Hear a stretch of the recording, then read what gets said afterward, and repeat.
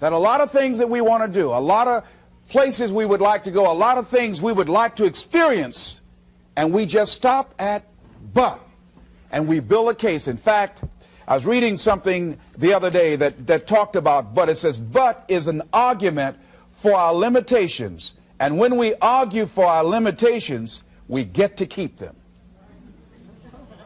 See, but will cause you to procrastinate, but will cause you to hide out behind fear, but will cause you to come up with all type of excuses that you can validate your inaction and not acting on your dream. And right now, more than ever, people need to look for ways to live their dream. People need to look for ways to make it on their own. There is no such thing as job security. There's no such thing as a storm-proof or tragic-proof life. There are no guarantees today, ladies and gentlemen. The illusion is gone. There was a time when we graduated from high school, you were told, go to college and get out, and you go and work for a corporation for 30 or 40 years. They'll give you a gold watch and you'll retire. Special announcement, that day is gone. That day is gone, never to return again. So instead of people living in fear, feeling stressed out, feeling powerless, feeling like victims, I think it should be a time that we need to begin to look at ways that we can become an active force in our own lives. Look at ways when we can decide to take charge of our own destiny. Look at ways when we can decide to design a life of substance and begin to truly live our dreams. And it's time for people to decide, I'm ready to get on with my life. Shake somebody's hand on your right and left. A guy named Bob May said this, don't let nobody turn you around. Do that right quick. Now, you know, a lot of people say, I'm going to live my life one day when things get right, when I get all my bills paid, when I get my feet on the ground. I say, what have you been walking on? See, there are no problem-free moments. A guy named Dimples had a record one time called If It Ain't One Thing, It's Another. And I say, if it ain't one thing, it's 12 others. Always something there to build a case on why you can't move on, why you can't grow to the next level, why you can't begin to manifest your greatness, why you can't begin to live life on your terms. Always something there to block you, to keep you where you are, and keep you from beginning to develop your true greatness. Always some fear. How do we handle it? And I'm saying that if you've been hiding out behind but, if you've been using the fact that you don't have enough money or you don't have the education, take it head on. Go get the education. I was saying to a guy the other day who was saying, I said, how old are you? He says, 47 years old. I said, your sister tell me that you can't read. He said, that's right. I said, why? Well, you know, I didn't go to school. I said, excuse me, how old are you? I'm 47. 47? Yes. And you can't read or write? Yes. Have you ever heard of adult school, adult education?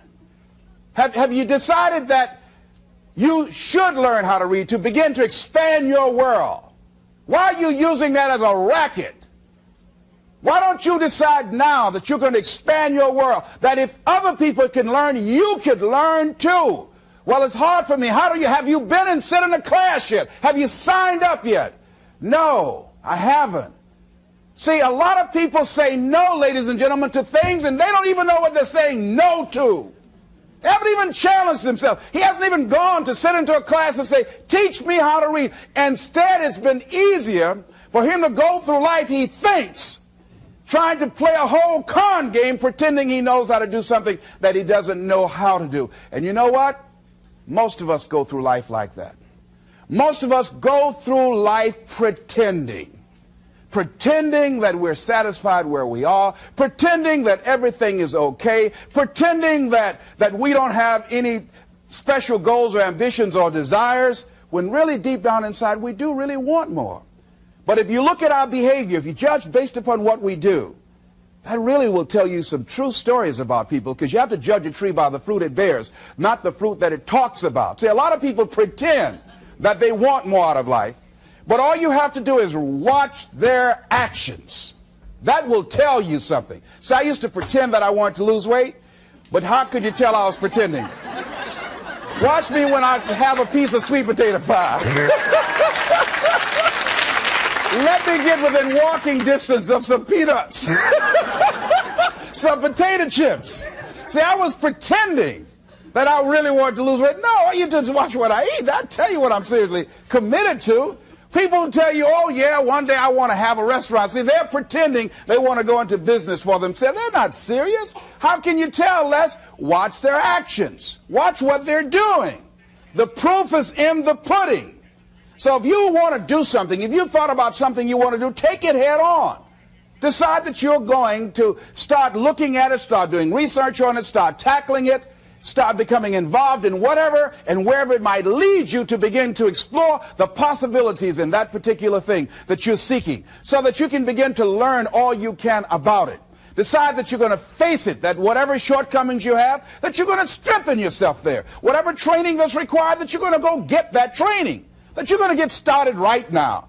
George Washington Carver would say, do what you can, where you are with what you have, and never be satisfied. S.B. Fuller used to say, and you heard Joe Dudley talk about, always strive to be more than that which you are. Yeah, don't get satisfied with yourself. Always know that wherever you are, you can enjoy more, that you deserve more. But most people, you know what they do? Most people go through life quietly and safely, tiptoeing to an early grave. Find out what it is you want, and go after it as if your life depends on it. Why? Because it does. People that have found their passion, people that found the things that they love, people that have found the things that they can pour their lives into, those people live longer. I was in New York and I had to do a seminar at a special church, and a guy by the name of Reverend Johnny Youngblood. And I said, how is it that you were able to build this big housing facility and got all of the various community and religious groups together to have this dwelling for 2,000 residents that were once homeless? How were you able to take on this responsibility? Wasn't it overwhelming? He said, the kind of work I do, he said, it's in me. I've got to live what's in me. And I think that's everybody's desire in life.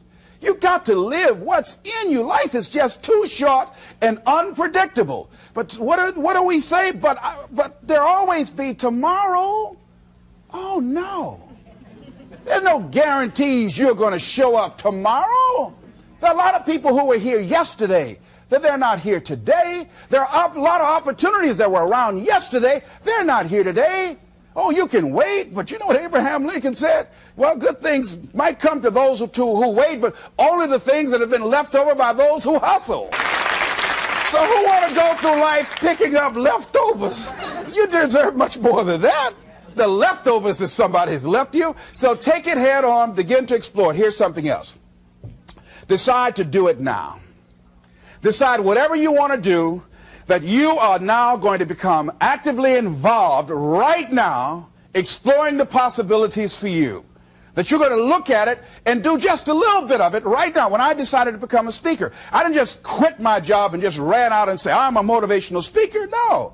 What I did was I decided to start looking at other people that were involved in the speaking profession. I volunteered to work with some speakers so that I could learn. Whatever you want to do, get your feet wet. Gain some experience doing some volunteer work in the area and find out whether or not this thing you want to do will fit for you. A friend of mine told me he wanted to have a restaurant. I said, have you ever operated a restaurant before? He said, no. I said, well, really, you don't even know if you want one. I said, what's your expertise? What do you bring to the table? He said, I can cook real good. I said, well, what about the management side? What about the business part of the restaurant? You're not going to be cooking all the time. Somebody's got to receive the money. Who's going to manage the personnel? He said, you got it right. You got a point there. So this guy got a job in a restaurant in the evening time on a part-time basis. After doing that for a while, he said, you know what? I think I just want to be a chef. He said, after working there, people didn't show up to work. He said, it's hard to find the help. People weren't responsible. The headaches, the guests were just giving him problems day in and day out. They weren't ever satisfied. He said, no, I just think I'll stick to cooking. See, you got to find out what fits for you. Because you might decide that after you go up in there and examine it and experience it and get some experience under your belt on it, well, you say, this is really not what I want. This does not fit for me. So decide that you're going to do that. Now, John H. Johnson said something that's very important. He said, there's no defense against an excellence that meets a pressing public need. See, whatever you decide to do, look at it and find out what is it that I have that I could bring to the table that can begin to enable me to ensure that I could be successful in this. Where is the opening for you? There's room for you out here. Out here in the arena called life, there's room for you to come out and live your dream. Don't allow but to keep you in the corner, or keep you up in the bleachers, looking at life, being a spectator, not being a participant, making a difference in life. I believe that all of us came here with something. All of us showed up to give something, and that nobody's going to give that service that you have to give. No one's going to produce your product. No one's